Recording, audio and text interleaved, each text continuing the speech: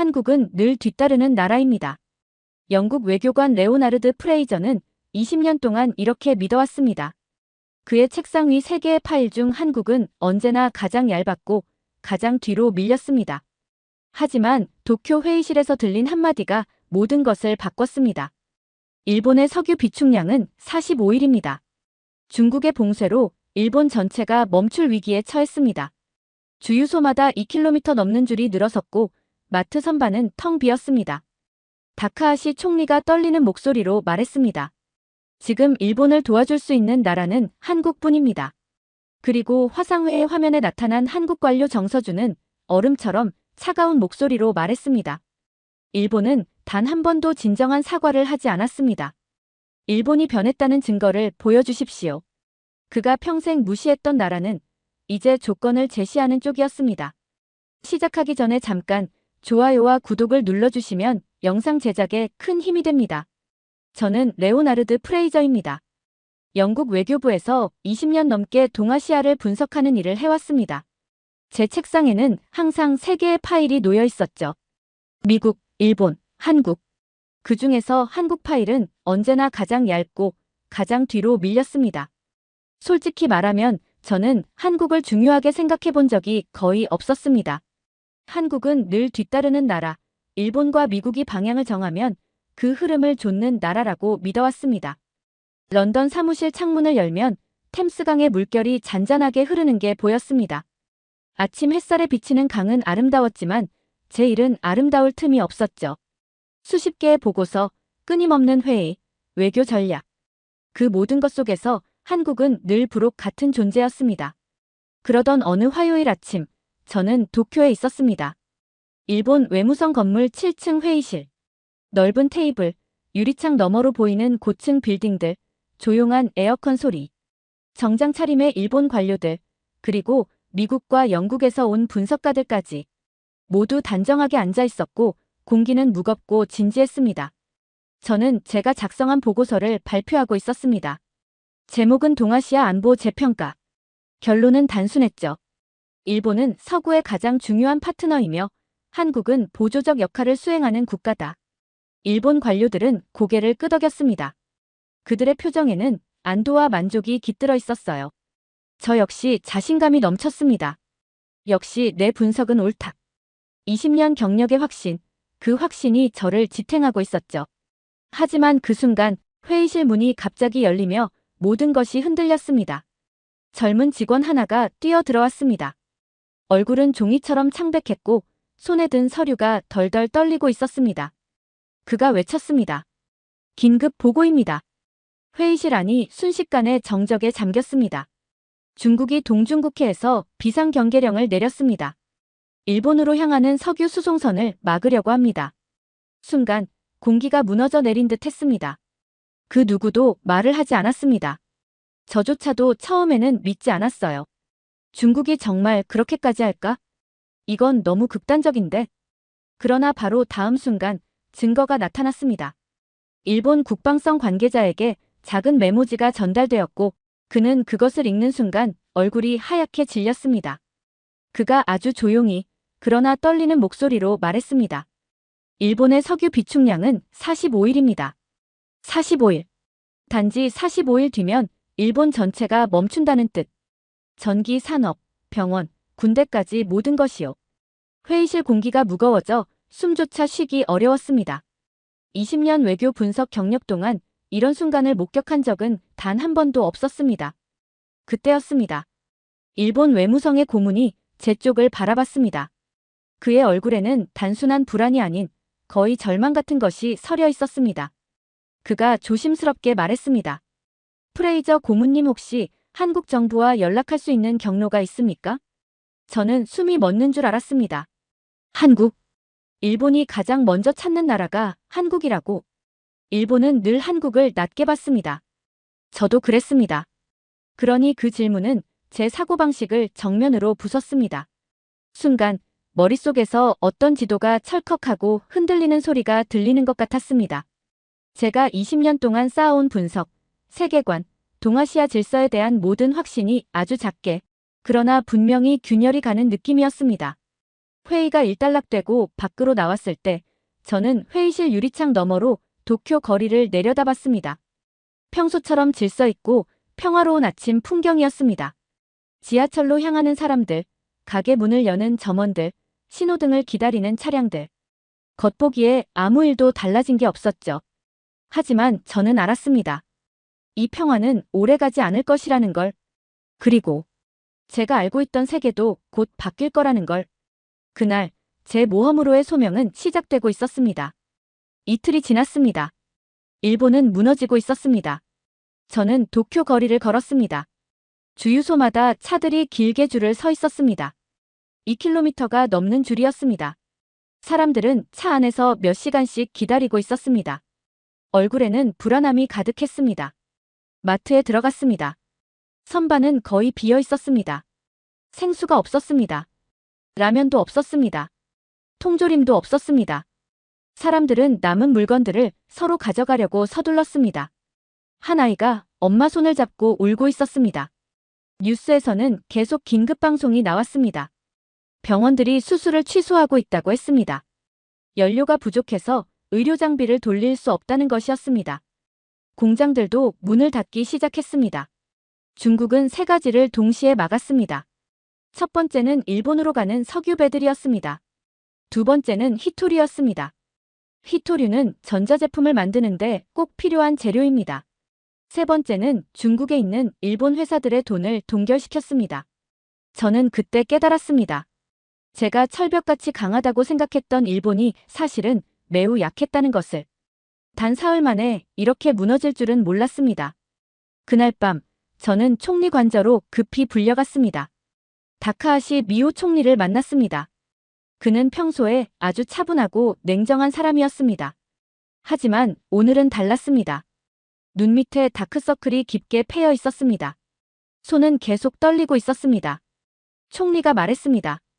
프레이저 고문, 지금 일본을 도와줄 수 있는 나라는 한국뿐입니다. 저는 속으로 웃었습니다. 쓴웃음이었죠. 평소에는 한국을 무시하더니 이제 와서 한국을 찾다니. 참 아이러니했습니다. 하지만 총리의 눈빛은 진짜였습니다. 절박함이 느껴졌습니다. 이틀 뒤 화상회의가 열렸습니다. 컴퓨터 화면에 한국 사람이 나타났습니다. 정서준이었습니다. 한국 국가안보실 전략비서관이라고 했습니다. 그는 50대 정도로 보였습니다. 짧은 검은 머리에 안경을 쓰지 않았습니다. 표정은 완전히 무표정이었습니다. 감정이 전혀 보이지 않았습니다. 일본 외무차관이 길게 말했습니다. 아주 정중하게 협력을 요청했습니다. 예의를 갖춰서 말했습니다. 하지만 정서준의 얼굴은 전혀 변하지 않았습니다. 그가 말했습니다. 과거에 어려운 일이 있었다고 하셨습니까? 일본은 단 한 번도 진정한 사과를 하지 않았습니다. 그의 목소리는 차가웠습니다. 얼음처럼 차가웠습니다. 그는 계속 말했습니다. 위안부 문제를 말했습니다. 강제징용 문제를 말했습니다. 왜곡된 역사교과서를 말했습니다. 독도 문제를 말했습니다. 하나하나 말할 때마다 일본 관료들의 얼굴이 굳어갔습니다. 회의실은 조용했습니다. 아무도 대답하지 못했습니다. 정서준이 마지막으로 말했습니다. 일본이 변했다는 증거를 보여주십시오. 화면이 꺼졌습니다. 회의가 끝났습니다. 저는 그 자리에 그냥 앉아 있었습니다. 뭔가 큰 충격을 받은 것 같았습니다. 한국은 도움을 구하는 나라가 아니었습니다. 한국은 조건을 제시하는 나라였습니다. 한국은 강한 나라였습니다. 제 머릿속 지도가 완전히 갈라지기 시작했습니다. 20년 동안 제가 믿었던 모든 것이 흔들렸습니다. 어쩌면 저는 처음부터 틀렸을지도 모릅니다. 밤이 깊어졌습니다. 창밖으로 도쿄의 불빛들이 보였습니다. 하지만 평소보다 어두웠습니다. 사람들이 전기를 아끼고 있었으니까요. 저는 생각했습니다. 앞으로 무슨 일이 일어날까? 일본은 어떻게 될까? 그리고 한국은 어떤 선택을 할까? 일주일이 지났습니다. 일본 경제는 계속 무너지고 있었습니다. 저는 총리와 함께 제주도로 갔습니다. 한국이 회담 장소를 제주도로 정했습니다. 일본 총리는 그 조건을 그대로 받아들였습니다. 선택의 여지가 없었습니다. 비행기에서 내렸을 때 제주도의 바람이 얼굴을 스쳤습니다. 차갑지는 않았지만 강했습니다.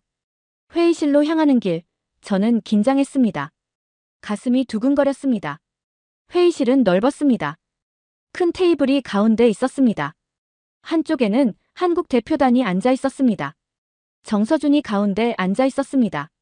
그의 얼굴은 여전히 무표정이었습니다. 옆에 앉은 사람들도 모두 차분했습니다. 감정을 드러내지 않았습니다. 우리는 반대편에 앉았습니다. 일본 총리 옆에는 아야노 유리가 앉았습니다.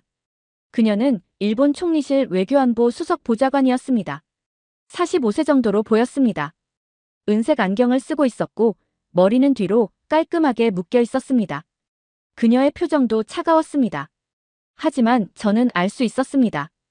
그녀가 매우 긴장하고 있다는 것을. 회의가 시작되었습니다. 처음에는 양측이 조심스럽게 말했습니다. 경제 협력에 대해 이야기했습니다. 석유 수송로에 대해 이야기했습니다. 그때 다카하시 총리가 갑자기 말했습니다. 대마도 문제를 논의하겠습니다. 회의실이 완전히 조용해졌습니다. 아무 소리도 들리지 않았습니다. 아야노 유리의 얼굴이 창백해졌습니다. 그녀의 손이 테이블 위에서 하얗게 굳었습니다. 옆에 앉은 일본 관료들도 충격을 받은 표정이었습니다. 대마도. 이것은 일본에게 아주 민감한 문제였습니다. 단순한 섬이 아니었습니다. 일본의 자존심과 연결된 문제였습니다. 총리는 계속 말했습니다. 지금 일본에 필요한 것은 자존심이 아닙니다. 생존입니다. 그는 천천히 말했습니다. 위안부 문제를 해결하겠다고 했습니다. 강제징용 문제에 배상하겠다고 했습니다. 과거사에 대해 공식 사과를 하겠다고 했습니다. 그리고 대마도 관련 일본 내부 문서를 모두 한국에 제공하겠다고 했습니다. 저는 숨이 막히는 것 같았습니다. 한 나라가 자신의 자존심을 내려놓는 순간을 보고 있었습니다. 평생 처음 보는 광경이었습니다. 하지만 한국 측은 감동하지 않았습니다. 한국 대표들의 표정은 변하지 않았습니다. 정서준은 잠시 침묵했습니다. 그리고 조용히 말했습니다. 저희는 감정으로 판단하지 않습니다. 역사적 근거와 국제법적 근거를 검토하겠습니다. 일주일 안에 답을 드리겠습니다. 그의 목소리에는 흔들림이 없었습니다. 단호했습니다. 회의가 끝났습니다. 저는 밖으로 나왔습니다. 제주도의 바다가 보였습니다. 파도가 계속 밀려왔다가 빠져나갔습니다. 저는 그 순간 처음으로 두려움을 느꼈습니다. 제가 20년 동안 무시했던 나라가 사실은 매우 강했습니다. 제 판단이 처음부터 완전히 틀렸을지도 모릅니다. 바람이 다시 불었습니다. 이번에는 더 차갑게 느껴졌습니다. 일주일 뒤 한국이 최종 협상 장소를 알려왔습니다. 한 줄짜리 공문이었어요. 그곳은 판문점이었습니다. 처음 그 이름을 봤을 때 저는 숨이 잠깐 멎는 느낌이 들었습니다. 판문점. 역사 다큐멘터리와 외교 보고서 속에서 수십 번, 아니 수백 번은 보았던 그 이름이었어요. 저는 판문점에 대해 이미 알고 있었습니다. 남북이 나뉜 곳. 휴전선 한가운데 한 걸음만 옮겨도 전혀 다른 체제가 시작되는 곳. 전쟁이 끝난 뒤에도 전쟁이 완전히 끝나지 않았다는 사실을 상징처럼 보여주는 공간. 냉전의 유물, 분단의 상징, 그리고 동시에 대화의 상징. 그런 곳에서 한국과 일본의 최종 협상이 열린다고요. 우리는 곧바로 준비에 들어갔습니다. 대표단 명단이 확정되고 비행 일정이 조정되고 보고서와 데이터가 다시 검토되었습니다. 그 과정 전체가 72시간도 안 되는 시간에 압축되어 진행됐어요. 전 세계 언론이 촉각을 곤두세우고 있는 상황에서 한치의 실수도 용납되지 않았습니다. 마침내 우리는 비행기를 타고 서울로 향했습니다. 기내에서 창밖을 봤어요. 구름 위로 떠있는 햇빛은 언제나처럼 차분했지만 제 마음은 그렇지 않았습니다. 지난 몇 주 동안 제가 보아온 한국은 제가 알고 있던 한국과 전혀 다른 나라였거든요. 데이터와 보고서 속에서 중견국이라 불리던 나라가 실제로는 동아시아 질서를 다시 짜고 있는 축처럼 느껴지고 있었어요. 서울에 도착한 뒤 우리는 곧바로 차량을 타고 북쪽으로 향했습니다.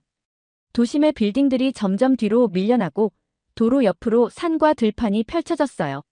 논과 밭, 낮은 산들, 멀리 보이는 마을들. 겉으로 보기엔 그저 평화로운 전원 풍경 같았지만 저는 점점 더 긴장했습니다. 저 산 너머는 아직도 전쟁이 끝나지 않은 땅이겠지. 그 생각이 머릿속에 떠올랐습니다. 판문점에 가까워질수록 분위기는 묵직해졌어요.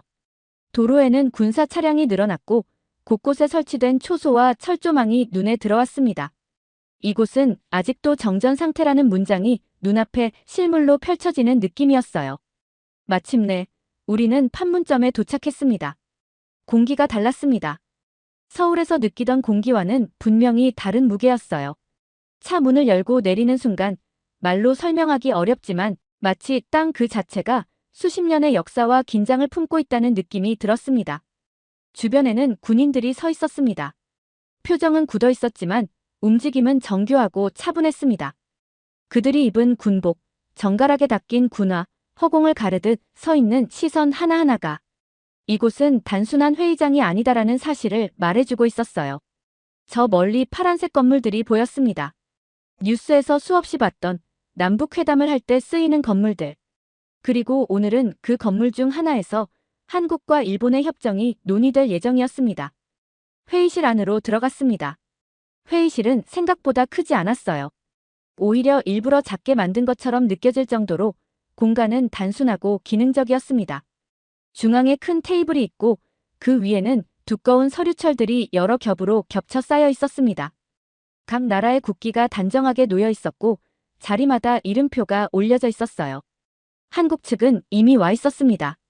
정서준과 그의 팀이 우리보다 먼저 도착해 있었습니다. 그들은 조용히 그러나 단단한 분위기로 앉아 있었습니다. 불필요한 말이나 과장된 제스처는 없었어요. 그냥 준비가 끝난 사람들, 이미 결론을 알고 있는 사람들처럼 보였죠. 회의가 시작되었습니다. 정서준이 눈앞에 서류를 천천히 펼쳤습니다. 그 안에는 대마도에 관한 방대한 자료들이 들어 있었습니다. 조선시대 기록이 있었습니다. 오래된 한자 문서, 국왕의 교지, 외교 문서, 일본 내부 문서도 있었습니다. 막부 시절의 기록, 근대 외교 문서, 내부 비밀 메모들까지. 그리고 국제법 분석도 있었습니다. 해양법, 영토 분쟁 사례, 기존 판례와 비교한 분석표, 시나리오별 리스크. 모든 것이 아주 정교하고 체계적으로 정리되어 있었습니다. 그냥 감정적인 주장이 아니라 치밀한 데이터와 논리 위에 쌓인 구조물 같았어요. 정서준이 조용하게 말했습니다. 대마도는 역사적으로 논쟁이 있는 지역입니다. 어느 한 나라가 절대적으로 정당하다고만 말할 수 없는 복합적인 역사를 가진 곳이죠. 그는 잠시 말을 멈추었다가 서류를 가볍게 넘기며 말을 이었습니다. 그래서 저희는 단순한 승패 구조가 아니라 공동 협의와 단계적 이양을 제안합니다. 회의실이 조용해졌습니다. 그 문장은 일본 측에게 그리고 저에게도 예상 밖이었거든요.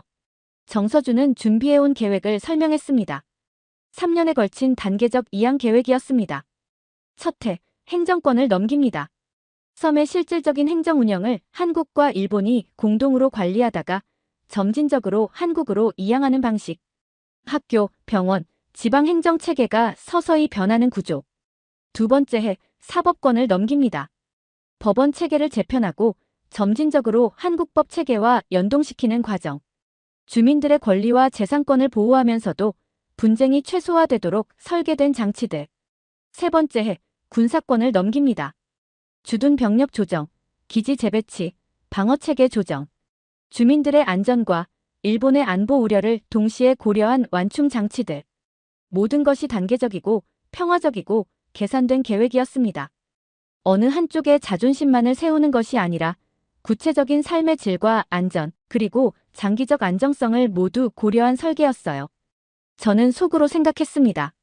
한국은 이미 이 모든 걸 준비하고 있었구나. 그때 제 옆에 앉아있던 아야노 유리를 흘끗 봤습니다. 아야노 유리의 얼굴은 눈에 띄게 창백해져 있었습니다. 그녀의 안경 너머로 보이는 눈빛은 흔들리고 있었어요. 그동안 일본 측 법률 자문으로서 버텨온 모든 논리가 이 순간 서서히 무너지는 것처럼 보였습니다. 입술을 꽉 깨문 채 그녀는 아무 말도 하지 않았습니다. 하지만 저는 알고 있었어요. 그녀도 이해하고 있다는 것을. 일본은 지금 선택할 위치가 아니라는 것을. 받아들이는 것 말고는 다른 옵션이 없다는 것을. 그리고 그 순간 다카하시 총리가 의자에서 천천히 일어났습니다. 회의실 안의 공기가 더욱 무거워졌습니다. 그는 서류를 덮고 정서준 쪽으로 조용히 걸어갔습니다. 모든 사람의 시선이 그를 따라 움직였어요. 정서준 앞에 도착한 다카하시 총리는 잠시 눈을 감았다가 천천히 아주 깊게 허리를 숙였습니다. 90도. 한 나라의 총리가 세계가 지켜보는 자리에서 상대 국가 앞에 이렇게 깊이 머리를 숙이는 모습. 일본을 대표해서 사과드립니다. 그의 목소리는 떨렸지만 그 떨림 속에는 분명한 진심이 담겨 있었습니다. 협약을 수용하겠습니다. 그 말이 끝나는 순간 회의실 안의 시간이 잠시 멈춘 것처럼 느껴졌습니다. 저는 그 장면을 평생 잊지 못할 겁니다. 한 나라의 과거와 자존심, 그리고 오만이 단 한 번의 인사로 내려가는 순간을, 그리고 그 자리에 새로운 관계의 씨앗이 심어지는 순간을. 회의가 끝났습니다. 회의실 문을 나와 판문점의 하늘을 올려다봤습니다. 맑고 파란 하늘이었습니다. 전쟁, 대립, 긴장, 계산, 전략. 그 모든 단어와는 어울리지 않는 너무나 평화로운 하늘이었어요. 저는 생각했습니다. 한국은 일본을 완전히 무너뜨릴 수 있었습니다. 더 가혹한 조건을 붙일 수도 있었고 더 큰 굴욕을 요구할 수도 있었어요. 하지만 한국은 그렇게 하지 않았습니다. 대신 한국은 정의로운 길을 선택했습니다. 상대를 굴복시키는 길이 아니라 함께 살아갈 수 있는 길을. 그때 저는 깨달았습니다. 진짜 강한 나라는 상대를 짓밟는 나라가 아닙니다. 함께 살릴 수 있는 길을 선택하는 나라입니다. 런던으로 돌아가는 비행기 안에서 저는 창밖을 오래 바라봤습니다. 구름들이 천천히 흘러가고 있었어요. 빛과 그림자가 번갈아가며 구름 위를 스쳐 지나갔습니다. 저는 아주 조용히 다른 누구도 듣지 못할 목소리로 중얼거렸습니다. 한국을 너무 얕봤구나. 이 나라야말로 동아시아의 진짜 중심이었어. 20년 동안 제가 믿어왔던 모든 것이 틀렸습니다. 제가 쌓아왔던 분석, 보고서, 강연, 논문. 그 모든 기반이 흔들리고 있었습니다. 제 오만함이 무너졌습니다. 그 잔해 위에서 새로운 이해가 조금씩 자라나고 있었습니다. 런던에 도착하자마자 저는 집에 가지도 않고 곧장 사무실로 갔습니다. 책상 위에 놓인 3개의 파일이 보였습니다. 미국, 일본, 한국. 지금까지 저는 본능적으로 미국 파일을 먼저 집어들었습니다. 그 다음이 일본, 한국은 늘 마지막이었죠. 가장 얇고 가장 적게 업데이트되는 파일. 하지만 그날 저는 망설임 없이 한국 파일을 먼저 집어들었습니다. 이제 이 파일을 다시 써야 합니다. 표지만이 아니라 안에 들어있는 내용 전체를. 한국은 제가 생각했던 나라가 아니었습니다. 훨씬 강하고 훨씬 깊고 훨씬 품격 있는 나라였습니다. 저는 컴퓨터를 켰습니다. 새 문서를 열었습니다. 그리고 타이핑을 시작했습니다.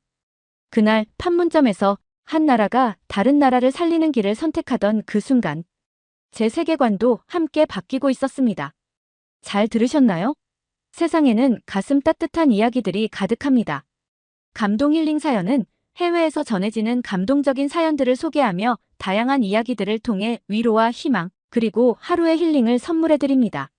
조그마한 힐링이 되셨다면 구독과 알림 설정도 큰 힘이 되어요. 다음 영상에서 더 좋은 사연으로 찾아뵙겠습니다. 시청해주셔서 감사합니다. 한국인은 감정적이야. 실용적 판단을 못해. 독일 출신 난민 전문가 엘리어트 마이어스. 그는 15년간 세계 곳곳의 난민 캠프를 분석하며 하나를 확신했습니다. 숫자는 거짓말하지 않는다고. 그리고 한국은 절대 대규모 난민을 받아들일 수 없다고. 2025년 11월. 내몽골에서 시작된 충격적인 움직임. 300만 명이 태극기를 들고 한국 국경으로 향했습니다. 우리는 고구려 후손입니다. 마이어스는 냉소했습니다. 불가능해. 한국은 5천만 인구인데 어떻게 수백만을 받아? 하지만 영하 15도 국경지대에서 50대의 트럭 행렬이 나타났을 때, 그 트럭 옆면에 새겨진 한글과 태극기를 봤을 때, 그리고 확성기를 든 자원봉사자의 외침을 들었을 때 그는 무슨 생각을 했을까요? 시작하기 전에 잠깐 좋아요와 구독을 눌러주시면 영상 제작에 큰 힘이 됩니다. 안녕하세요. 저는 엘리어트 마이어스입니다. 독일 사람이고 나이는 41살입니다. 저는 브뤼셀에서 일합니다. 유럽연합국제위기센터라는 곳에서 난민 문제를 분석하는 사람입니다. 15년 동안 이 일을 했습니다. 세계 곳곳에 난민 캠프를 가봤고 수많은 보고서를 썼습니다. 그러면서 저는 하나를 확실히 배웠습니다. 숫자는 거짓말하지 않는다는 것. 사람들의 감정은 예측할 수 없지만 데이터는 정확하다는 것. 그리고 한국에 대해서도 저는 확신이 있었습니다. 한국은 기술이 발달한 나라입니다. 핸드폰도 잘 만들고 배도 잘 만듭니다. 하지만 작은 나라입니다. 인구도 많지 않고 땅도 넓지 않습니다. 그래서 저는 생각했습니다. 한국은 대규모 난민 사태를 절대 감당 못할 거야. 5만 명만 넘어도 혼란이 생길 거라고 믿었습니다. 2025년 11월 어느 날 아침이었습니다. 브뤼셀 본부 건물 12층. 창밖으로 회색 하늘이 보였습니다. 제 책상 위에는 커피 한 잔과 아직 읽지 않은 보고서 3개가 놓여 있었습니다. 저는 다음 회의를 준비하고 있었습니다. 평범한 아침이었습니다. 그때 문이 벌컥 열렸습니다. 라일라 첸이 뛰어들어왔습니다. 라일라는 제 조수입니다. 29살 싱가포르 사람이고 데이터 분석을 담당합니다. 작은 체구의 검은 단발머리, 그리고 항상 빠른 말투를 가진 사람입니다. 그녀가 숨을 헐떡이며 말했습니다. 박사님, 큰일 났어요. 저는 고개를 들지 않고 보고서를 계속 읽었습니다. 뭐가? 내몽골이요. SNS가 지금 난리예요. 저는 한숨을 쉬었습니다. 또 가짜뉴스겠지. 중국 쪽에서는 가짜 소문이 자주 퍼집니다. 저는 익숙했습니다. 하지만 라일라는 포기하지 않았습니다. 그녀는 노트북을 제 앞에 밀어 넣었습니다. 직접 보세요. 화면에는 사진이 가득했습니다. 수백 명의 사람들이 긴 줄을 서 있었습니다. 장소는 시청 앞이었습니다. 사람들은 모두 같은 서류를 들고 있었습니다. 종이에는 이렇게 적혀 있었습니다. 중국 국적 포기 신고서. 저는 눈을 가늘게 떴습니다. 그리고 해시태그들을 봤습니다. 해시태그 나는 중국인이 아니다. 해시태그 우리는 고구려 후손이다. 해시태그 한국으로 돌아간다. 저는 잠시 멈췄습니다. 뭔가 이상했습니다. 하지만 저는 여전히 침착했습니다. 지역 불만이야. 소규모 시위로 끝날 거야. 저는 그렇게 말하며 화면에서 눈을 뗐습니다. 라일라가 말했습니다. 박사님, 이건 시위가 아니에요. 그럼 뭔데? 라일라는 제 눈을 똑바로 쳐다봤습니다. 이건 신념이에요. 그 말이 제 가슴 어딘가를 건드렸습니다. 하지만 저는 그냥 고개를 저었습니다. 라일라, 너무 감정적으로 생각하지 마. 우리는 분석가야. 데이터를 봐야 해. 저는 보고서를 작성했습니다. 지역적 불만 표출, 일시적 현상, 통제 가능, 그리고 파일을 저장했습니다. 라일라는 아무 말도 하지 않았습니다. 하지만 그녀의 눈빛은 뭔가 말하고 있었습니다. 박사님은 틀렸어요. 저는 그날 제 확신이 흔들리기 시작했다는 걸 몰랐습니다. 제가 평생 믿어온 모든 것이 무너지기 시작했다는 걸. 그리고 한국이라는 나라가 제 생각과 완전히 다르다는 걸. 그날 저녁, 저는 창밖을 바라보며 생각했습니다. 내몽골 사람들이 한국으로 간다고. 말도 안 된다고 생각했습니다. 하지만 가슴 한구석에서는 이상한 떨림이 느껴졌습니다. 다음 날 아침, 저는 일찍 사무실에 도착했습니다. 커피를 마시며 어제 일을 생각했습니다. 내몽골 사진들이 자꾸 머릿속에 떠올랐습니다. 하지만 저는 고개를 저었습니다. 과민 반응이야. 곧 진정될 거야. 저는 그렇게 믿고 싶었습니다. 그때 또다시 문이 열렸습니다. 라일라였습니다. 이번에는 얼굴이 창백했습니다. 박사님. 그녀의 목소리가 떨렸습니다. 뭐야? 1만 명을 넘었어요. 저는 커피잔을 내려놓았습니다. 뭐가 1만 명? 국적 포기 신청자요. 24시간 만에요. 제 등골이 서늘해졌습니다. 라일라는 계속 말했습니다. 그리고 만주까지 번졌어요. 지금 이 순간에도 숫자가 계속 올라가고 있어요. 저는 자리에서 일어나 라일라의 노트북을 봤습니다. 화면에는 실시간 카운터가 돌아가고 있었습니다. 1만 2,438명, 1만 2,891명, 13,205명. 숫자가 계속 올라갔습니다. 멈추지 않았습니다. 중국 정부는 SNS를 차단했습니다. 게시물을 삭제했습니다. 하지만 소용이 없었습니다. 사람들은 계속 사진을 올렸습니다. 글을 올렸습니다. 삭제되는 속도보다 훨씬 빠르게. 저는 사진들을 하나하나 봤습니다. 노인들이 있었습니다. 젊은이들이 있었습니다. 아이를 아는 엄마들도 있었습니다. 그리고 그들은 모두 한 장의 종이를 들고 있었습니다. DNA 검사 결과지. 종이에는 숫자가 적혀 있었습니다. 고구려 유전자 일치율 85%, 고구려 유전자 일치율 89%, 고구려 유전자 일치율 92%. 저는 의자에 주저앉았습니다. 이건 말도 안 돼. 15년 동안 난민 사태를 봤습니다. 전쟁 때문에 도망치는 사람들을 봤습니다. 가난 때문에 이동하는 사람들을 봤습니다. 하지만 이건 달랐습니다. 이건 DNA 때문이었습니다. 뿌리 때문이었습니다. 정체성 때문이었습니다. 저는 라일라를 봤습니다. 설마 한국이 이 사람들을 받아들이진 않겠지? 라일라는 아무 말도 하지 않았습니다. 저는 계속 말했습니다. 불가능해. 경제적으로 말이 안 돼. 정치적으로도 위험해. 물리적으로도 감당이 안 돼. 제 목소리가 점점 커졌습니다. 한국은 작은 나라야. 인구 5천만 명인데 어떻게 수백만 명을 받아? 불가능해. 라일라가 조용히 말했습니다. 박사님은 항상 불가능부터 찾으시네요. 뭐? 저 사람들 눈 좀 보세요. 라일라는 화면을 확대했습니다. 한 노인의 얼굴이 크게 나타났습니다. 그의 눈에는 눈물이 가득했습니다. 하지만 그 눈빛은 슬프지 않았습니다. 빛나고 있었습니다. 라일라가 말했습니다. 저건 희망이에요. 저는 입을 다물었습니다. 희망은 데이터가 아니야, 라일라. 하지만 저 사람들한텐 데이터보다 강한 게 희망이에요. 저는 대꾸하지 못했습니다. 불편한 감정이 가슴속에서 올라왔습니다. 화가 났습니다. 하지만 누구한테 화가 난 건지 몰랐습니다. 라일라한테? 아니면 제 자신한테? 그날 오후 본부에서 연락이 왔습니다. 마이어스 박사 현장으로 가시오. 직접 확인하고 보고서를 작성하시오. 저는 전화를 끊었습니다. 그리고 창밖을 봤습니다. 회색 하늘이 여전히 거기 있었습니다. 저는 한숨을 쉬었습니다. 좋아. 직접 가서 확인하자. 저는 짐을 쌌습니다. 노트북, 카메라, 두꺼운 방한복. 그리고 제 확신도 함께 챙겼습니다. 한국은 이 사태를 감당 못할 거야. 내가 직접 확인하고 증명하겠어. 하지만 가슴 한구석에서는 이상한 떨림이 느껴졌습니다. 두려움 같은 것. 제가 틀렸을지도 모른다는 두려움. 저는 그 생각을 밀어냈습니다. 아니야. 내가 맞아. 숫자는 거짓말하지 않아. 다음 날 새벽, 저는 비행기에 올랐습니다. 목적지는 내몽골이었습니다. 창밖으로 어둠이 보였습니다. 저는 눈을 감았습니다. 하지만 잠이 오지 않았습니다. 머릿속에서 계속 숫자가 돌아갔습니다. 1만 명, 2만 명, 3만 명.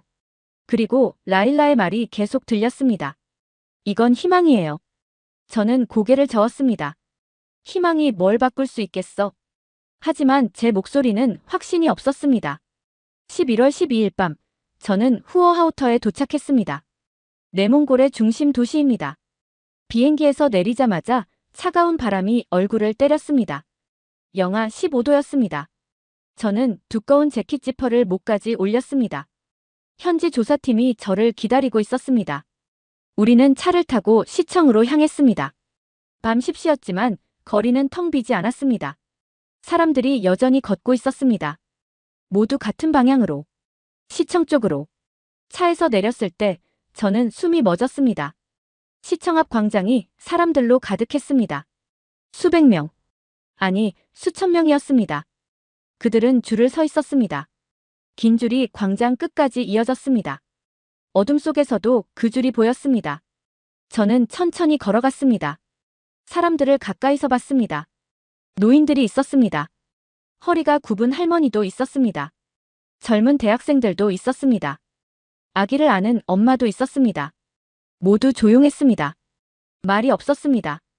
그저 묵묵히 기다리고 있었습니다. 저는 한 노파에게 다가갔습니다. 그녀는 낡은 코트를 입고 있었습니다. 손에는 비닐봉지가 들려 있었습니다. 저는 조심스럽게 물었습니다. 왜 여기 계세요? 노파는 저를 봤습니다. 주름진 얼굴에 작은 눈. 그 눈에는 눈물이 고여 있었습니다. 그녀는 비닐봉지에서 종이 한 장을 꺼냈습니다. 손이 떨렸습니다. 종이를 제게 내밀었습니다. DNA 검사 결과. 고구려 유전자 일치율 89%. 저는 종이를 받아들었습니다. 노파가 떨리는 목소리로 말했습니다. 우리는 평생 거짓 속에 살았어요. 그녀의 목소리는 작았습니다. 하지만 단단했습니다. 중국 사람이라고 배웠어요. 중국 역사를 배웠어요. 하지만 거짓이었어요. 노파는 하늘을 올려다봤습니다. 이제 진짜를 찾았어요. 우리 뿌리를요. 그녀는 다시 저를 봤습니다. 한국은 우리 조상의 나라예요.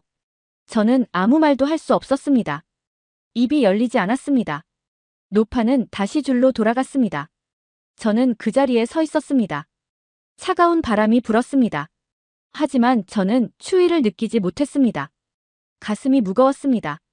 저는 다른 사람에게도 물어봤습니다. 20대 대학생이었습니다. 안경을 쓴 마른 청년. 그가 말했습니다. 한국 드라마를 봤어요. 어릴 때부터요. 그의 목소리는 조용했습니다. 이상했어요. 저 사람들이 낯설지 않았어요. 청년은 주머니에서 종이를 꺼냈습니다. DNA 검사를 받았어요. 그리고 확신했어요. 그가 종이를 펼쳤습니다. 고구려 유전자 일치율 91%. 우리는 같은 민족이었어요. 저는 고개를 끄덕였습니다. 말을 할 수 없었습니다. 그날 밤 저는 여러 사람을 만났습니다. 교사, 농부, 식당 주인, 택시 기사. 모두 같은 이야기를 했습니다. 우리는 고구려 후손입니다. 한국으로 돌아가고 싶습니다. 이건 이민이 아니에요. 귀향이에요. 귀향. 그 단어가 제 머릿속에 박혔습니다. 며칠 뒤 저는 국경 지역으로 이동했습니다. 만주와 북한의 경계였습니다. 본부에서 보고가 왔습니다. 만주 전역에서 100만 명이 움직이고 있습니다. 100만 명. 저는 그 숫자를 믿을 수 없었습니다. 하지만 제 눈으로 직접 봤습니다. 국경 도로에 끝없는 인파가 있었습니다. 사람들이 걷고 있었습니다. 늙은이, 젊은이, 아이들. 모두 같은 방향으로. 남쪽으로. 한국 쪽으로. 저는 차에서 내렸습니다. 그리고 그 행렬을 봤습니다. 1km. 아니, 그 이상. 끝이 보이지 않았습니다. 사람들은 짐을 들고 있었습니다. 가방, 보따리, 유모차. 어떤 노인은 지팡이를 짚고 걷고 있었습니다. 어떤 엄마는 아기를 업고 있었습니다. 매서운 바람이 불었습니다. 하지만 아무도 멈추지 않았습니다. 그리고 저는 봤습니다. 거의 모든 사람이 손에 무언가를 들고 있었습니다. 작은 깃발, 태극기, 빨강, 파랑, 검정. 어떤 것은 새 것이었습니다. 어떤 것은 낡아서 해졌습니다. 하지만 모두 소중히 쥐고 있었습니다. 저는 한 가족에게 다가갔습니다. 아버지, 어머니, 그리고 두 아이. 아버지는 40대쯤 보였습니다. 저는 물었습니다. 왜 태극기를 들고 가세요? 아버지는 태극기를 바라봤습니다. 그리고 조용히 말했습니다. 이건 나라를 바꾸는 게 아닙니다. 그가 저를 똑바로 봤습니다. 제자리로 돌아가는 겁니다. 그 순간 제 머릿속 모든 생각이 멈췄습니다. 숫자도, 데이터도, 분석도. 모든 것이 사라졌습니다. 단 하나만 남았습니다. 귀향. 이 사람들은 난민이 아니었습니다. 집으로 돌아가는 사람들이었습니다. 저는 그 자리에 서서 한참을 봤습니다. 끝없는 인간의 강을. 바람에 펄럭이는 수천 개의 태극기를. 그리고 처음으로 깨달았습니다. 제가 완전히 틀렸다는 것을. 11월 17일 아침이었습니다. 차갑고 건조한 공기가 국경 완충지대를 가득 메우고 있었어요. 밤새 내린 눈이 얇게 겹을 이루며 대지를 덮고 있었고 먼 곳에서는 들쭉날쭉한 바람 소리가 텐트를 때리고 있었어요. 저는 그 텐트 안 작은 접이식 테이블에 앉아 새벽부터 보고서를 쓰고 있었습니다. 손가락은 차가워지고 있었지만 멈추지 않았어요. 그날따라 손끝이 유난히 떨렸어요. 잠을 못 잤기 때문인지 혹은 이 국경 너머에 쌓여있던 절망 때문인지 모르겠습니다. 수백만 명이 이곳에 몰렸습니다. 집도 없고 길도 막히고 갈 곳도 없는 사람들. 밤이 되면 영하로 떨어지는 기온 속에서 아이들이 울고 노인들이 기침하며 사람들의 체온이 점점 떨어지는 게 느껴졌어요. 그때 갑자기 바깥에서 누군가 고함을 질렀습니다. 트럭이 온다. 응급상황 매뉴얼이 머릿속에 떠올라 저는 반사적으로 자리에서 일어나 텐트 밖으로 뛰어나갔습니다. 바람이 세차게 불고 있었고 먼지가 길게 휘몰아치고 있었습니다. 저 멀리서 거대한 먼지 기둥이 일어나고 있었어요. 처음엔 공포가 퍼졌습니다. 중국 군대인가? 혹시 우리를 막으러 오는 게 아닌가? 추방인가? 진압인가? 사람들이 속삭였고 웅성거림이 커져 불안이 실체처럼 공기를 채웠어요. 하지만 트럭이 가까이 다가오자 저는 발걸음을 멈출 수밖에 없었습니다. 트럭 옆면에 쓰여있던 글자. 그 글자가 제 모든 판단을 멈추게 했습니다. 한글이었습니다. 크고 선명한 태극기와 함께. 한국 트럭이었습니다. 제가 본 건 하나 둘이 아니었어요. 트럭 한 대, 두 대 아니, 끝없이 이어지는 행렬. 적어도 50대는 되어 보였어요. 행렬의 길이는 바람보다 길었고 먼지를 밀어내며 묵직하게 국경지대로 다가오고 있었습니다. 트럭들이 국경 바로 앞에서 멈춰 섰습니다. 문이 열렸습니다. 그리고 사람들이 내렸습니다. 군인이 아니었습니다. 모두 민간인들이었어요. 패딩을 입고 목도리를 둘러매고 피곤한 얼굴을 한 평범한 한국인들이었습니다. 그들은 서둘러 트럭 뒤를 열었습니다. 엄청난 양의 담요가 쏟아졌습니다. 쌀이 든 포대가 내려졌습니다. 의약품 상자가 차곡차곡 바닥에 쌓여갔습니다. 커다란 물통들이 사람들 손에서 빠르게 줄지어 내려오고 있었어요. 거대한 트럭 행렬 전체가 움직이는 하나의 인간 네트워크처럼 보였습니다. 그때 한 자원봉사자가 확성기를 들고 앞으로 나왔습니다. 그의 목소리는 떨리고 있었지만 그 떨림은 두려움이 아니라 용기에서 온 것이었어요. 여러분, 우리는 한국에서 왔습니다. 순간 국경 쪽에 모여있던 수십만 명의 시선이 동시에 그를 향했습니다. 정부는 아직 결정하지 못했습니다. 사람들이 숨을 죽였어요. 그 말의 의미를 모두 알고 있었으니까요. 그리고 자원봉사자가 외쳤어요. 하지만 우리는 이미 결정했습니다. 그는 확성기를 더 힘있게 쥐었습니다. 여러분은 우리 형제입니다. 그 말이 끝나는 순간 마치 얼음이 깨지듯 침묵이 산산이 부서졌습니다. 울음이 퍼졌습니다. 노인들이 무릎을 꿇었어요. 엄마들은 아이를 끌어안고 울었습니다. 젊은이들이 하늘을 향해 두 손을 들고 외쳤습니다. 눈물이 얼굴을 타고 흘렀어요. 그 장면은 말로 표현할 수 없는 울림이 있었습니다. 저는 그대로 얼어붙은 채 바라보고 있었어요. 가슴이 뜨거워졌습니다. 눈뒤가 뜨거워졌습니다. 숨이 가빠져 왔어요. 한국인은 감정적이다. 실용적 판단을 못한다. 제가 평생 믿어왔던 편견들이었어요. 제가 보고서에서 쓰고 동료들 앞에서 주장하고 국제회의에서 발표했던 말들이었죠. 하지만 지금 제 눈앞에서 그 감정이 사람들을 살리고 있었습니다. 눈으로 보고도 믿기 어려웠어요. 며칠이 지났습니다. 국경에 모인 사람은 어느새 300만 명을 훌쩍 넘었습니다. 세계사에 유례가 없는 인파였어요. 그런데 놀라운 일이 벌어졌습니다. 혼란이 없었습니다. 도움을 받기 위해 서로 싸우지도 않았고 배급을 받기 위해 난폭해지지도 않았어요. 이 거대한 인파는 스스로 조직을 만들었습니다. 의료팀이 생겼고 식량 배급팀이 생겼고 아이 돌봄 구역이 나타났습니다. 그리고 한글 수업 구역까지 생겼어요. 저는 그곳을 방문했습니다. 땅바닥에 나뭇가지를 들고 글자를 쓰는 한 여교사가 있었어요. 그녀가 쓰고 있던 것은 아주 단순한 글자들이었어요. 가나 다라. 아이들이 둘러앉아 있었어요. 겨우 10명 남짓한 작은 무리였지만 그들의 눈빛은 누구보다 진지했습니다. 가. 교사가 외쳤습니다. 가. 아이들이 따라했어요.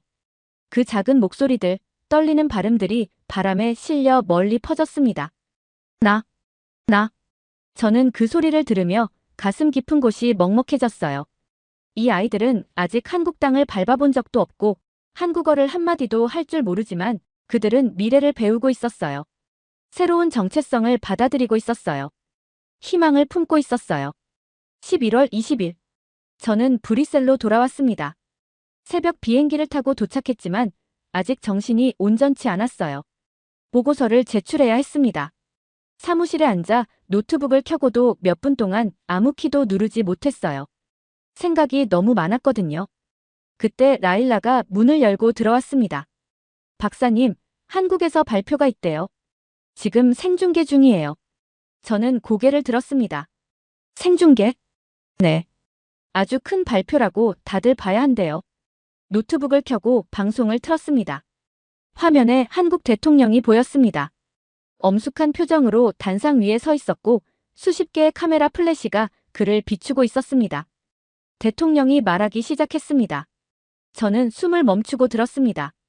대한민국은 대통령의 목소리는 흔들림이 없었습니다.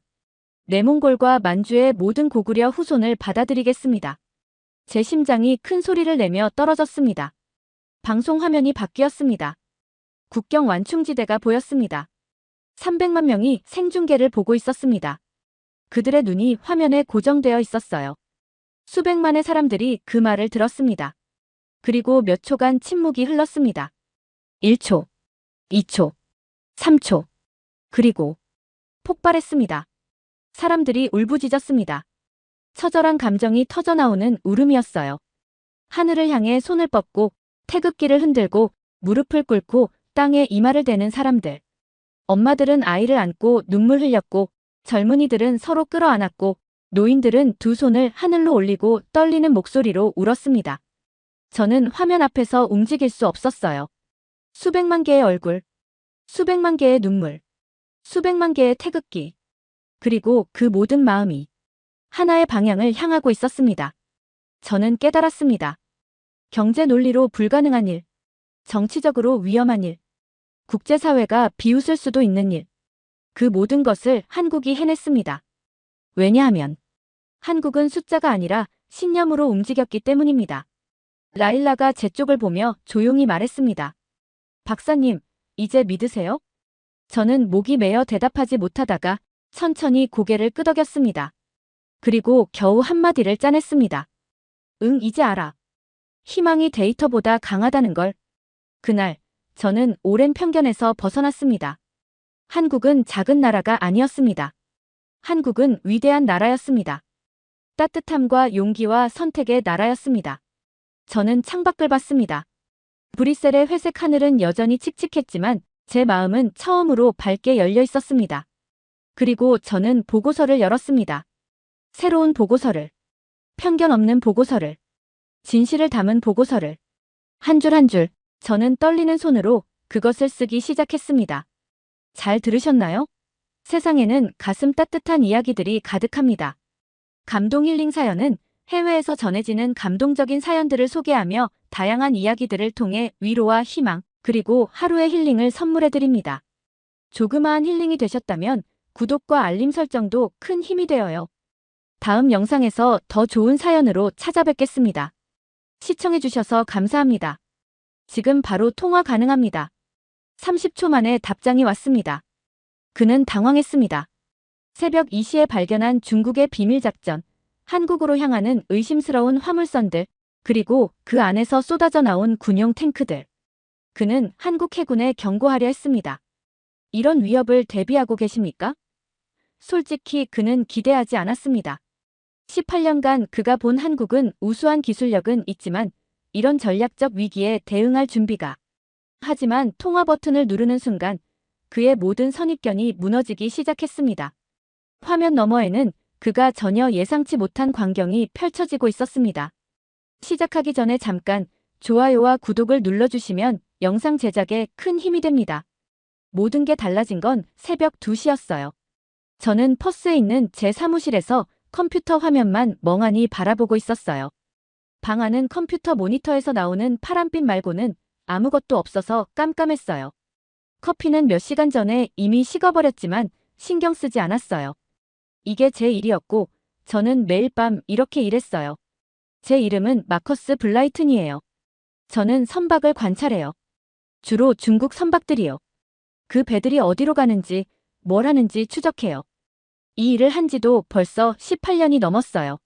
모니터에는 작은 빨간 점들이 잔뜩 떠 있었어요. 각각의 점들은 중국 남부 근처 바다를 지나가는 배들이었어요. 보통 배들은 엉성한 패턴으로 움직여요. 빠르게 가는 배도 있고, 느리게 가는 배도 있고, 마치 복잡한 주차장에서 차들이 움직이듯 서로를 피해 지그재그로 움직이죠. 그런데 오늘 밤은 달랐어요. 오늘 밤 배들은 줄을 딱 맞춰 움직였어요. 서로 간격도 완벽했고, 속도도 똑같았고, 방향도 한치의 흔들림 없이 같았어요. 누가 보이지 않는 리모컨으로 조종하고 있는 것처럼 보였어요. 저는 화면에 더 가까이 다가갔어요. 심장이 조금 빨리 뛰기 시작했어요.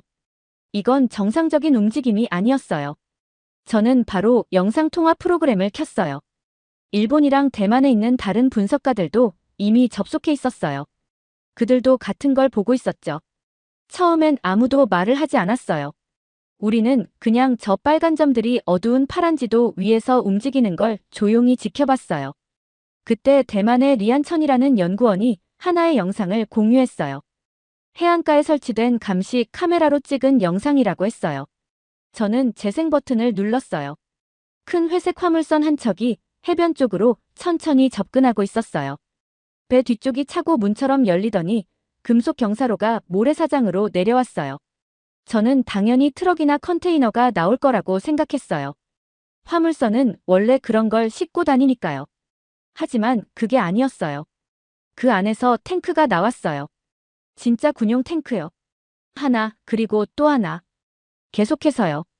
무거운 쇳덩어리가 모래 위를 지나갈 때 깊게 움푹 파인 발자국이 남았어요. 저는 입이 바싹 말라버렸어요. 영상을 3번이나 더 돌려봤어요. 이건 운송이 아니었어요. 무역도 아니었어요. 이건 침공 연습이었어요. 중국 군대가 민간 화물선을 이용해서 상륙 작전을 연습하고 있었어요. 겉보기엔 평범한 배 안에 병력과 무기를 숨겨놓고 계속해서 같은 훈련을 반복하고 있었어요. 제 머릿속에 가장 먼저 떠오른 생각은 이거였어요. 대만 침공을 준비하고 있구나. 그게 말이 됐어요. 중국이 대만을 통제하려고 한다는 건 다 아는 사실이었고, 이게 그 계획이라고 생각했죠. 저는 바로 더 많은 데이터를 찾아보기 시작했어요. 선박 항로, 화물 기록, 위성 사진. 다음 1시간을 꼬박 들여서 배들이 어디로 가는지 추적했어요. 그러다 제 속이 찬물처럼 싸늘해지는 걸 느꼈어요. 이 배들 중 상당수가 대만으로 가는 게 아니었어요. 한국으로 가고 있었어요. 저는 수치를 더 찾아봤어요. 한국은 필요한 물자의 거의 절반을 대만 해협을 통해 들여오고 있었어요. 중국과 대만 사이의 그 좁은 물길이요. 만약 중국이 그 해협을 봉쇄하면 한국은 심각한 문제에 부딪히게 돼요. 대만보다도 더 큰 문제요. 저는 의자에 기대 앉았어요. 사무실이 갑자기 너무 조용하게 느껴졌어요. 한국이 대만보다 더 위험할 수도 있겠다. 저는 혼잣말로 이렇게 중얼거렸어요. 그런데 곧바로 다른 생각이 떠올랐어요. 오랫동안 제 안에 자리 잡고 있던 생각이었어요. 한국은 이런 걸 알고 있기나 할까? 저는 그렇지 않을 거라고 생각했어요. 제 머릿속에서 한국은 스마트폰이랑 자동차를 잘 만드는 나라였어요. 기술은 뛰어나지만 전략적 사고, 군사적 계획, 그런 건 일본이나 미국이 잘하는 거라고 생각했어요. 한국은 그냥 중간급 국가였고 남을 따라가는 나라였어요. 주도하는 나라가 아니라요. 적어도 저는 그렇게 믿었어요. 늘 그렇게 생각했어요. 저는 화면에 움직이는 빨간 점들을 다시 봤어요. 배들은 계속해서 한국의 보급로 방향으로 향하고 있었고 화물선에서는 계속 탱크가 내려오고 있었어요. 그리고 제 가슴 안쪽에서 아주 작은 불편한 감정이 싹트기 시작했어요. 혹시 내가 한국을 오해했나? 혹시 한국은 이미 이걸 알고 있었던 걸까? 혹시 이미 대비하고 있었던 걸까? 저는 고개를 저었어요. 아니, 그럴 리 없다고 생각했어요. 한국이 그렇게까지 생각할 나라라고는 여전히 믿기 어려웠어요. 그런데 제 눈앞의 데이터는 전혀 다른 이야기를 하고 있었어요. 그리고 저는 어느 쪽이 진짜인지 전혀 알 수 없었어요. 그날 밤, 제 머릿속에서는 한 가지 질문이 계속 맴돌았어요. 마치 착륙하지 못하고 빙글빙글 도는 새처럼요. 한국은 이 위협을 알고 있을까? 저는 그날 밤 책상 앞에 3시간이나 더 앉아 있었어요. 한국 군사력에 대한 보고서를 읽고 무기 체계를 살펴보고 해군 기지 자료도 찾아봤어요. 종이 위에서는 모든 게 정말 훌륭해 보였어요. 현대식 함정들, 고급 미사일, 탄탄해 보이는 훈련 체계까지. 하지만 전 여전히 의심을 떨칠 수 없었어요. 좋은 장비를 갖추는 것과 그걸 전략적으로 쓸 줄 아는 건 완전히 다른 문제니까요. 그때 저는 2해 전 싱가포르에서 열렸던 보안회의가 떠올랐어요. 그 자리에서 한국 해군 장교 한 명이 발표를 했거든요. 이름은 류세준 중령이었고 한국 해군 전략기획과에서 일한다고 했어요. 그는 다층적 연안 방어 시스템에 대해 발표했어요. 솔직히 말하면 발표 자료는 깔끔했고 데이터도 탄탄해 보였어요. 그런데 그때 저는 속으로 이렇게 생각했어요. 미군 교리를 그대로 가져온 거겠지. 한국은 늘 미국 뒤를 따르는 나라니까. 그런데 지금 이렇게 어두운 사무실에 혼자 앉아 있으니 그에게 연락을 해야 하나 고민이 되기 시작했어요. 제 마음 한쪽에서는 하기 싫다고 말했어요. 도대체 뭐라고 묻죠? 저기요, 중국이 한국 보급로를 끊을지도 모르는데 알고 계셨어요? 이건 거의 신뢰에 가까운 질문 같았어요. 마치 누군가에게 진문 잠갔는지 기억하세요? 라고 묻는 느낌이었어요. 게다가 혹시 그가 제대로 된 답을 못하면요? 만약 한국이 정말 대비가 안 돼 있다면요? 그러면 제가 여태껏 믿어온 생각이 그냥 확인되는 거잖아요. 하지만 데이터가 계속 마음을 쿡쿡 찔렀어요. 한국으로 향하는 그 선박들, 대만 해협을 거치는 40%의 수입 물자, 민간 화물선에서 쏟아져 나오는 탱크들. 저는 결국 류중령의 연락처를 불러왔어요. 메시지 전송 버튼 위에 제 마우스 커서가 덜덜 떨리듯 멈춰 있었어요. 이거 시간 낭비일 텐데. 저는 중얼거렸지만 그래도 클릭했어요. 그리고 짧게 메시지를 적었어요. 류중령님, 저는 퍼스의 오션 인텔리전스에서 일하는 마커스 블라이튼입니다. 싱가포르 회의에서 배웠어요. 긴급하게 여쭤볼 해양 안보 관련 내용이 있어서 혹시 영상 통화 시간을 잡을 수 있을까요? 생각 바꾸기 전에 바로 전송했어요. 솔직히 말하면 금방 답장이 올 거라고는 전혀 예상하지 않았어요. 제 시간은 새벽이었으니 한국은 이른 아침이었죠. 자고 있거나 이미 바쁠 시간이었을 거예요. 그런데 30초 후 컴퓨터가 띵 하고 울렸어요. 지금 바로 영상 통화 가능합니다. 저는 화면을 멍하니 바라봤어요. 지금 이 시간에요? 전화를 누르려고 손을 올렸다가 멈췄어요. 갑자기 긴장이 확 밀려왔어요. 혹시 통화가 잘못되면 어떡하죠? 혹시 그가 방어적으로 나오면요? 혹시 저를 진지하게 받아들이지 않으면요? 그리고 혹시 그가 제가 틀렸다는 걸 증명해버리면요? 그 마지막 생각이 저를 가장 불편하게 했어요. 그래도 눌렀어요. 잠시 후 류중령의 얼굴이 화면에 나타났어요. 진한 남색 해군 제복을 입고 있었고 뒤 사무실은 정갈하게 정리돼 있었어요. 지쳐 보이긴 했지만 눈빛은 또렷했어요. 블라이튼 씨. 그는 고개를 살짝 끄덕이며 말했어요. 급한 일이라고 하셨죠. 어떤 부분이 궁금하신가요? 군더더기 없는 태도에 오히려 제가 감사했어요.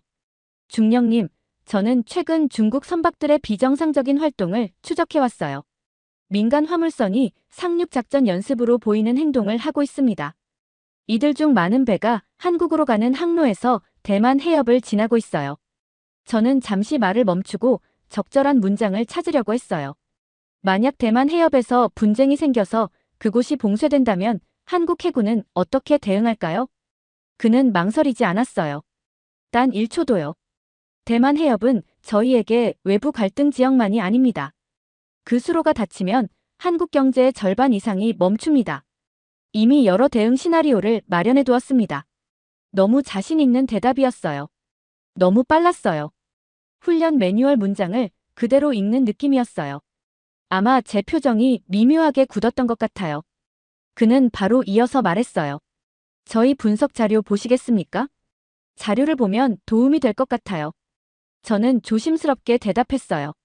그는 키보드를 몇 번 두드렸고 잠시 후 제 컴퓨터에 파일들이 내려오기 시작했어요. 정보 보고서, 시뮬레이션 결과, 훈련 기록 같은 것들이었어요. 이 문서들은 저희 연안방위 역량을 설명합니다. 그는 말했어요. 한국은 지난 20년 동안 다층적 상륙 방어 체계를 구축해왔습니다. 저희는 한국 해역에 들어오는 모든 선박을 감시하고 움직임 패턴을 분석하고 대응 절차를 준비합니다. 첫 번째 파일을 열었을 때 저는 말 그대로 숨이 막혔어요. 한국 장거리 미사일 사양이 적혀 있었고 사거리는 800km가 넘었어요. 오차 범위는 목표 지점에서 몇 미터도 안 되는 수준이었어요. 지도 시뮬레이션을 보니 그 미사일들은 중국 동부 해안 대부분을 타격할 수 있었어요. 제 목이 바짝 말랐어요. 사양이 상당히 인상적이네요. 저는 솔직하게 말했어요. 많은 해외 분석가들이 한국의 전략 준비를 과소평가합니다. 류 중령이 카메라 쪽으로 조금 몸을 기울이며 말했어요. 하지만 저희는 누군가의 전략 교본을 따라가는 게 아닙니다. 저희 스스로의 교본을 쓰고 있습니다. 또 그 느낌이었어요. 제 가슴 한쪽이 불편하게 조심스레 흔들리는 느낌. 한편으로는 그를 믿고 싶었어요. 자료도 진짜 같았고 숫자도 정확했어요. 그런데 오랫동안 믿어왔던 제 확신이 반발하고 있었어요. 한국이 자기 전략 교본을 쓴다고. 지난 18년 동안 제가 만들어온 동아시아 안보에 대한 판관은 전혀 맞지 않는 말이었어요. 자료를 검토해보겠습니다. 저는 말했어요. 시간 내주셔서 감사합니다, 중령님. 필요하시면 언제든 다시 연락주세요. 그는 말했어요. 그리고 마지막으로 한 문장을 덧붙였어요. 가장 위험한 가정은 이미 모든 걸 알고 있다고 생각하는 것입니다. 영상통화가 끝났어요. 저는 사무실에 혼자 앉아 그가 보낸 파일들을 바라보았어요. 창밖으로는 새벽이 밝아오고 있었고 탁한 주황빛 햇살이 책상 위로 스며들었어요. 안도해야 한다고 생각했어요. 한국이 대비하고 있다면 좋은 소식이잖아요. 그런데 왜 마음이 이렇게 뒤틀리는 걸까요? 아마도 그걸 받아들이려면 제가 틀렸다는 사실도 받아들여야 했기 때문이겠죠. 그냥 조금 틀린 정도가 아니라 아주 근본적으로 틀렸다는 거요. 한국에 대해, 그들의 역량에 대해, 그들의 전략적 사고에 대해요. 식어버린 커피를 한 모금 마셨는데 입안에서 쓴맛만 남았어요. 정말 이 데이터가 사실인지 확인해보자. 저는 이렇게 중얼거렸어요. 아직 생각을 바꿀 준비는 안 돼 있었어요. 하지만 제 확신에 작은 금이 가기 시작한 건 분명했어요. 저는 3일 동안이나 류 중령이 보낸 파일을 열지 않았어요. 파일들은 제 컴퓨터 바탕화면 폴더에 그대로 놓여 있었어요. 폴더를 볼 때마다 속이 꽉 막힌 것처럼 답답했어요. 스스로에게는 바쁘다고 변명했어요. 다른 프로젝트가 먼저라고, 다른 보고서부터 처리해야 한다고요. 하지만 진짜 이유는 훨씬 간단했어요. 그 파일 안에서 무엇을 보게 될지 두려웠던 거예요. 나흘째 되는 날, 저는 결국 첫 번째 문서를 열었어요. 한국의 현무 미사일 체계에 대한 기술 보고서였어요. 군사용 문서 특유의 딱딱한 문장들과 숫자, 차트들이 잔뜩 있었어요. 그런데 그 숫자들이 말하는 내용은 명확했어요. 이 미사일들은 800km 떨어진 목표도 타격할 수 있었어요. 오차는 몇 미터 안쪽이었고요. 한국은 그런 미사일을 해안선 곳곳에 수백 기나 배치해둔 상태였어요. 저는 지도 프로그램을 열고 반경을 그려봤어요. 중국 동부 해안의 주요 해군 기지 대부분이 그 원 안에 들어왔어요. 마우스를 잡은 손이 묵직해졌어요. 다른 파일을 열었어요. 이번에는 한국 해안 감시 레이더망에 대한 자료였어요. 수십 개의 관측소가 한국 연안 접근로 전부를 덮고 있었고 서로 실시간으로 데이터를 공유하고 있었어요. 한 관측소가 뭔가를 포착하면 몇 초 만에 전체 네트워크가 그 정보를 갖게 되는 시스템이었어요. 제가 예상했던 수준보다 훨씬 고도화돼 있었어요. 아니, 말도 안 되게 고도화돼 있었어요. 저는 계속 읽었어요. 훈련 기록, 대응 시간 자료, 시뮬레이션 결과. 하나하나가 제 고정관념을 망치처럼 조금씩 깨부수고 있었어요. 그때 컴퓨터에서 급한 알림음이 울렸어요. 류 중령에게서 온 메시지였어요. 블라이튼 씨. 서해에서 상황이 발생했습니다. 중국 선박 30척이 자동식 별장치를 끄고 이동 중입니다. 실시간 모니터링 권한을 보내드립니다. 지금 보셔야 합니다. 제 심장이 철렁 내려앉았어요. 자동 식별 장치는 선박들의 이름표 같은 거예요. 위치와 정보를 방송해서 서로 충돌하지 않도록 하는 장치죠. 그걸 끈다는 건 숨어서 움직이고 있다는 뜻이에요. 메시지에 링크가 하나 떴어요. 저는 곧바로 클릭했어요. 새 창이 열리더니 한국 서해 해역의 라이브 상황 맵이 펼쳐졌어요. 화면에는 다양한 아이콘이 움직이고 있었어요. 파란 삼각형은 한국 해군 함정, 회색원은 민간 선박, 그리고 빨간 사각형은 정체불명의 접촉 물체였어요. 빨간 사각형이 30개가 넘었어요. 한국 영해 쪽으로 느슨한 대형을 유지하며 이동 중이었어요. 몇 초마다 화면이 업데이트될 때마다 한국 시스템은 그 선박들을 놓치지 않고 추적하고 있었어요. 신호를 끄고 숨어 있어도 완전히 보이지 않게 행동해도요. 화면 한쪽에서는 숫자들이 계속 바뀌고 있었어요. 탐지 시간, 분류 시간, 대응 시간. 탐지 후 식별까지 3분. 전체 네트워크 공유까지 5분. 대응 전력 배치까지 10분. 저는 몇 년 동안 해양 안보 시스템을 분석해왔어요. 이게 얼마나 어려운 일인지 누구보다 잘 알고 있었어요. 다른 나라들은 보통 이 과정을 30분 넘게 걸려요. 한국은 그걸 10분에 끝내고 있었어요. 제 휴대폰이 진동했어요. 류중령의 영상 통화였어요. 전화를 받았어요. 화면 속 류중령 뒤로는 다른 장교들이 조용하지만 빠르게 움직이고 있었어요. 작전 통제실 같았어요. 추적 화면 보고 계시죠? 그가 물었어요. 네. 그런데 자동 식별 장치가 꺼져 있는데 어떻게 탐지가 가능한가요? 여러 방법을 써요. 레이더, 위성 데이터, 인공지능 패턴 분석. 중국은 민간 선박을 이용해서 회색지대 작전을 자주 합니다. 실제 공격은 하지 않으면서 저희 방어 체계를 테스트하죠.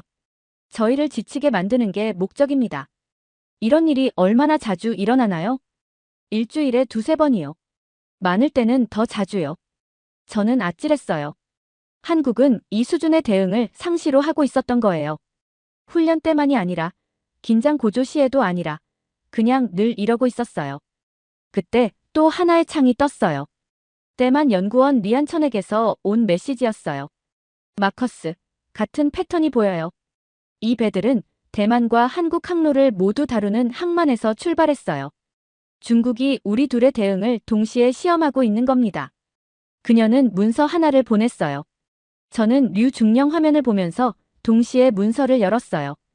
대만 국방연구소의 시뮬레이션 자료였어요.